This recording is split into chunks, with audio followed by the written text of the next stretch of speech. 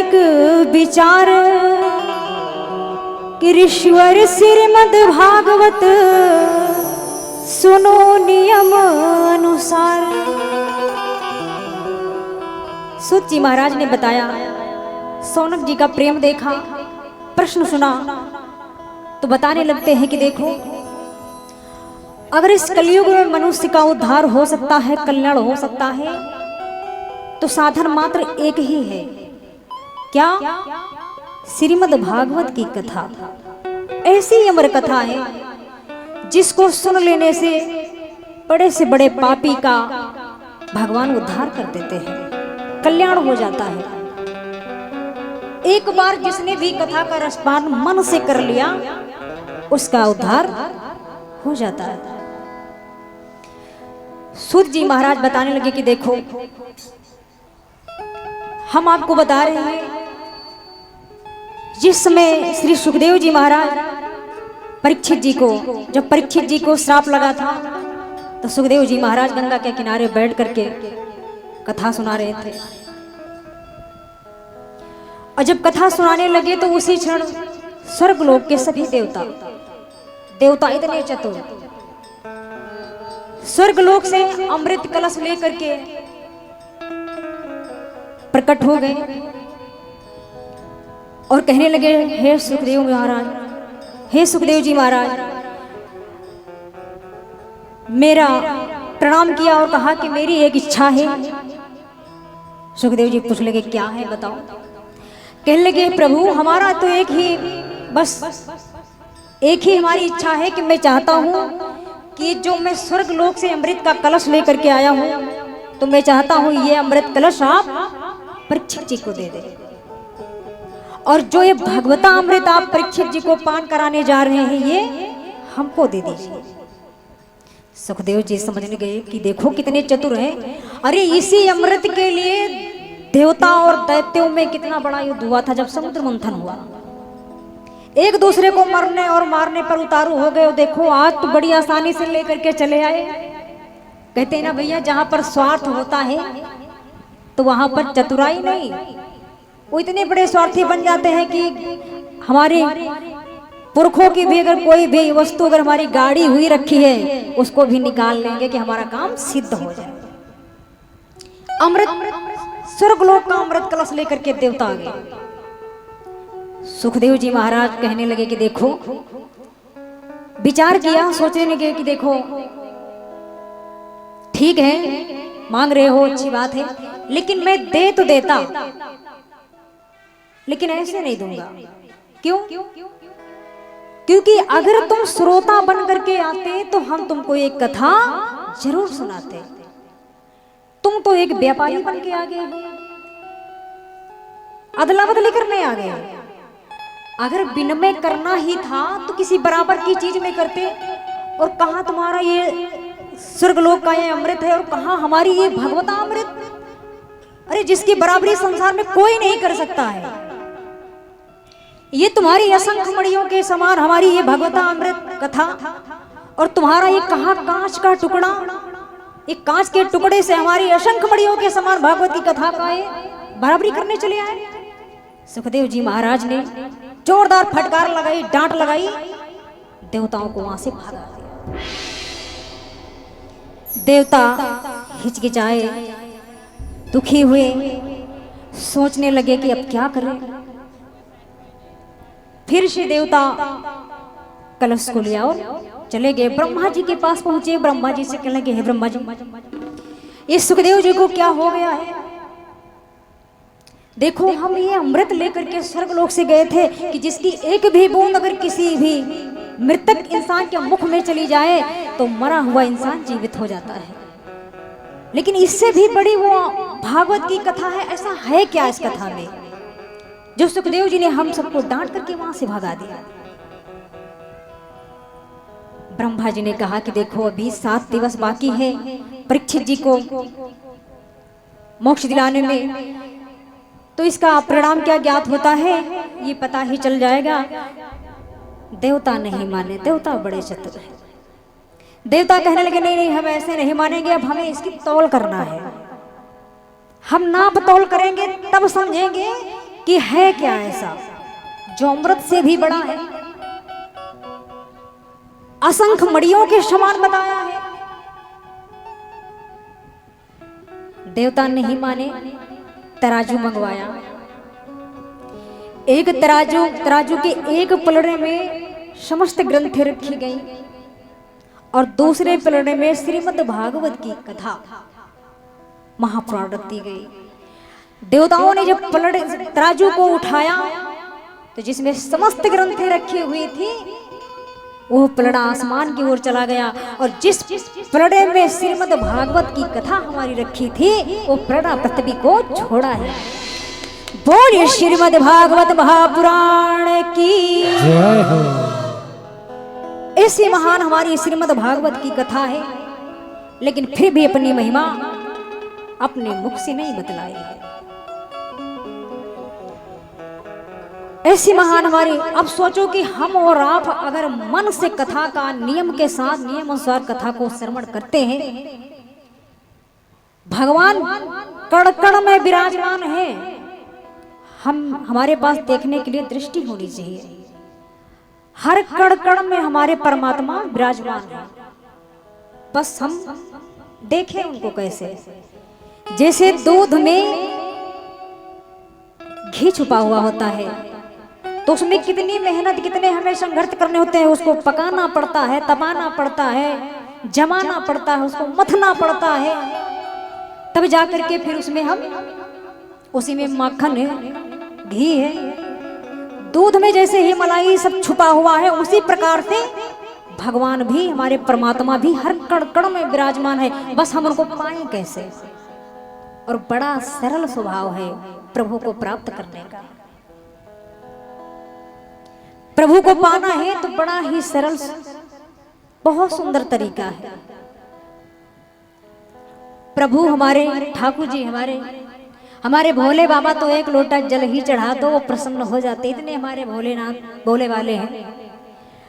ठाकुर जी हमारे ना ये धूप बत्ती लगाने से प्रसन्न होते हैं और ना ये माला फूल चढ़ाने से प्रसन्न होते हैं, ना 56 प्रकार का भोजन देने से प्रसन्न होते हैं।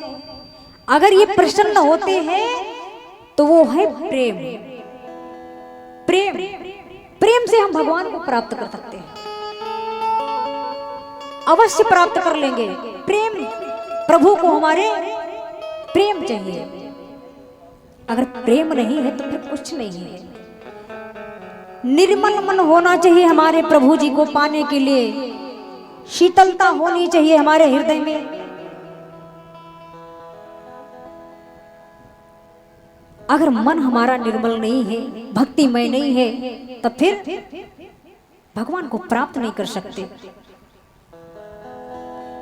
आइए एक सुंदर सा भजन हो जाए, उसके बाद फिर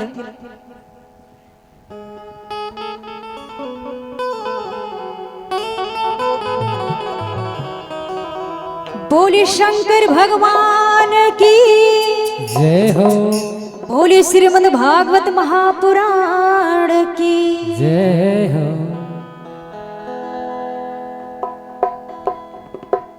कि अकेली गई थी वन में, मीठी मीठी ताली बजाएंगे। कोई नहीं था मेरे संग में और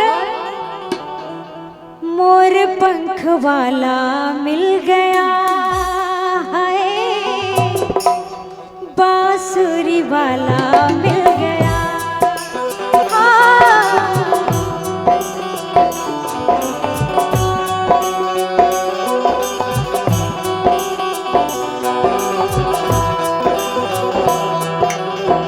अकेली गई थी वन में, कोई नहीं था मेरे संग में,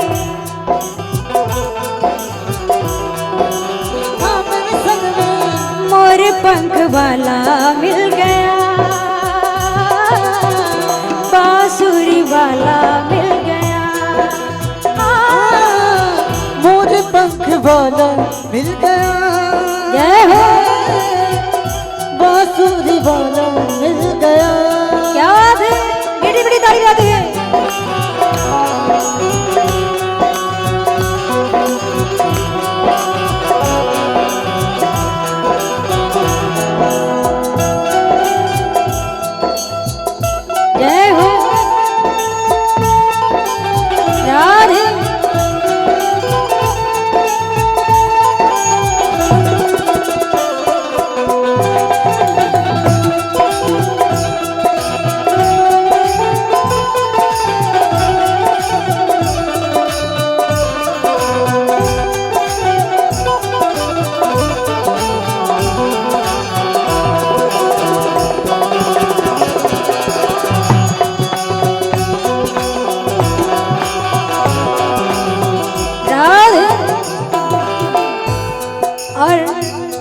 सभी भक्त मीठी मीठी ताली बजाएंगे। तालियों में कंजूसी नहीं होनी चाहिए। ठाकुर जी को मनाने आए हैं, कथा का लाभ लेने आए हैं, तो तालियों के साथ में नींद चुराए में बंसी बजा के, चैन चुराया मेरा नैन लड़ा के, बंसी बजा के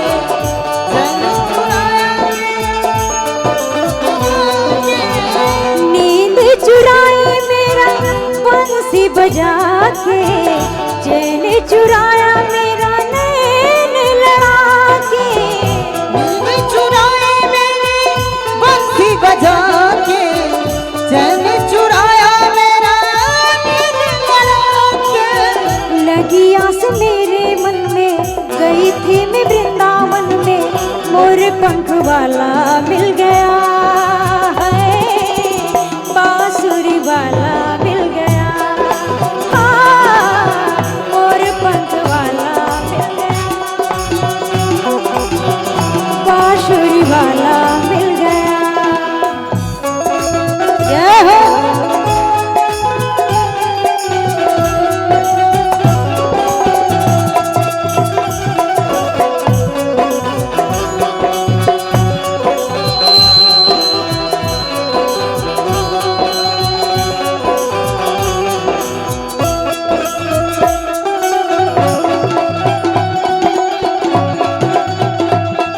क्या बात है।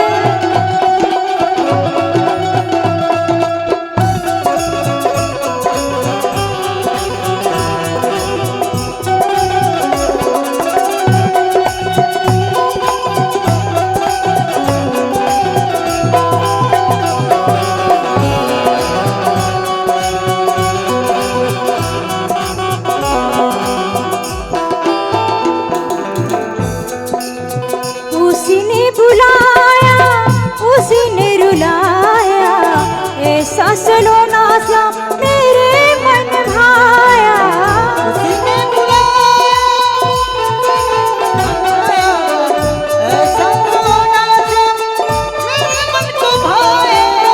उसी ने बुलाया, उसी ने रुलाया, ऐसा सलोना सा मेरे मन भाया। उसने बुलाया, उसने रुलाया, ऐसा रोना सा मेरे मन को भाया। तेरी बाकी चाल देखी, तेरा मुकुट भी देखा, तेरी बहुत बाकी चाल देखी, तेरा मुटुक भी देखा। टेढ़ी टांग वाला मिल गया है, मोर पंख वाला मिल गया, हाँ, मोर पंख वाला मिल गया, बांसुरी वाला मिल गया। अकेली गई थी वन में, कोई नहीं था मेरे संग में,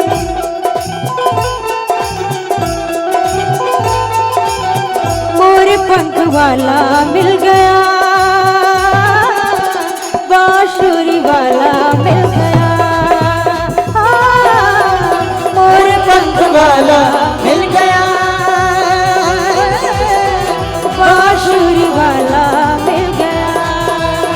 ओ, मोरे पंख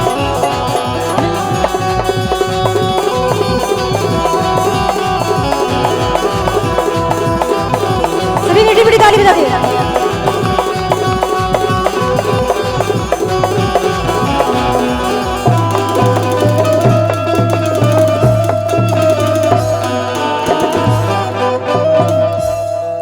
मोर पंख वाला मिल गया, बांसुरी वाला मिल